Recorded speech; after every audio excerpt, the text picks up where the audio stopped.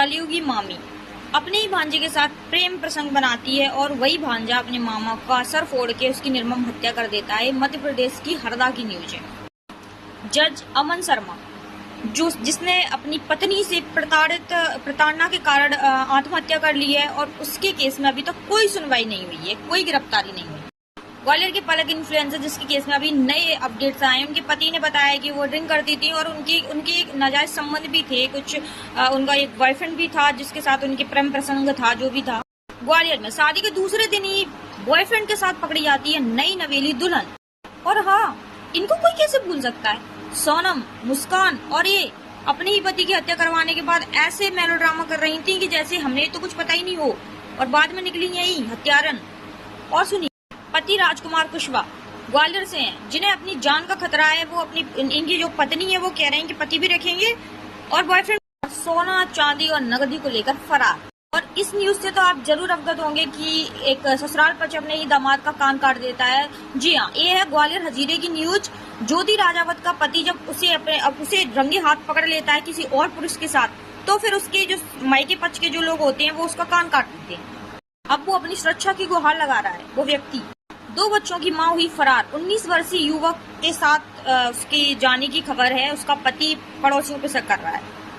इसके अलावा तमाम ऐसे और केस होंगे जिन पे किसी की नजर भी नहीं पड़ी। और है ग्वालियर का जीतू तोमर जो लॉ स्टूडेंट का एक वीडियो इतना वायरल हुआ है ऑल इंडिया में, बहुत ज्यादा।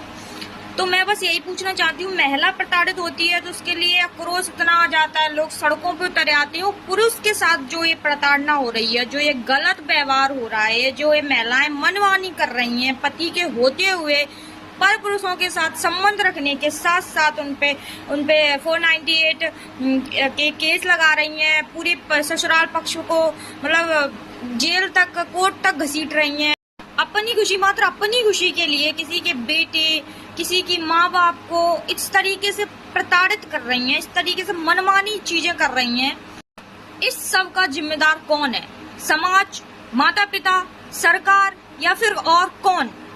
जहाँ भी कहीं से कहीं तक किसी घर में ननद का, सास का या फिर किसी और फैमिली मेंबर, रिश्तेदार का थोड़ा भी इन्वॉल्वमेंट हो जाता है ना किसी के रिश्ते में, किसी की घर गृहस्थी पे, और किसी का केस हो जाता है, तो उस पे इतना आक्रोश बरसाया जाता है उस व्यक्ति पे कि इसने ऐसा कर दिया, उसने वैसा कर दिया, उसको घर बर्बाद कर दिया, उसका ये कर दिया, उसका वो कर दिया। तो अब जो ये महिला अपना मनमानी जो कर रही है ना, ये मनमाना सब कुछ एक पूरा घर बर्बाद कर ही दे रही है, इस सब का जिम्मेदार कौन होगा? इस सब के लिए आक्रोश व्यक्त क्यों नहीं किया जा रहा है?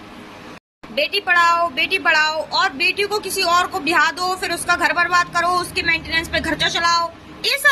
ये है आपकी मेंटेलिटी, ये है समाज की मेंटेलिटी आजकल। क्या यही सब करने के लिए बेटी पढ़ा रहे हो? बेटी पढ़ा रहे हो? बेटी को सिखाओ कि कैसे कमाया जाता है, कैसे खाया जाता है, कैसे इज्जत की रोटी कमाई जाती है, वो कमाओ, ना कि जगह जगह। मैं ये नहीं कहना चाहूंगी, मैं खुद एक महिला हूँ, लेकिन फिर भी इन सब चीजों को नजरअंदाज कैसे कर सकता है कोई? अभी कुछ जो डाउरी केस हुए हैं, दीपिका, द्विषा, पलक रजक, उनके केस में इतना आक्रोश, कैंडल मार्च और क्या होता है कैंडल मार्च? तो आक्रोश व्यक्त होता है। एक जज तक अपनी पत्नी से प्रताड़ित हो गया, वो खुदकुशी कर लेता है, वो सुसाइड कर लेता है, उसके लिए तक सरकार एक्शन नहीं ले रही है। सोचो पुरुष किस तरीके से, किस हद तक प्रताड़ित होगा। राजस्थान कोर्ट ने भरण पोषण मेंटेनेंस का मतलब बताया है कि महिला भूखी न रहे, घर से बेघर न हो जाए, इसलिए मेंटेनेंस है, ना कि किसी ससुराल पक्ष या उस लड़के को बर्बाद करना। लेकिन आजकल की लड़कियों ने उसको तो अपना वो बना लिया है ना, एक अपना बिजनेस कि बढ़िया है, शादी करेंगे, कहीं ये करेंगे, इसके साथ भी मनमाना करेंगे, उसके साथ भी मनमाना करेंगे, फरार रहेंगे, कोई क्या बिगाड़ ले, क्योंकि कानून तो हमारे हक में बना है। लेकिन उसका दुरुपयोग करना बंद कर दो।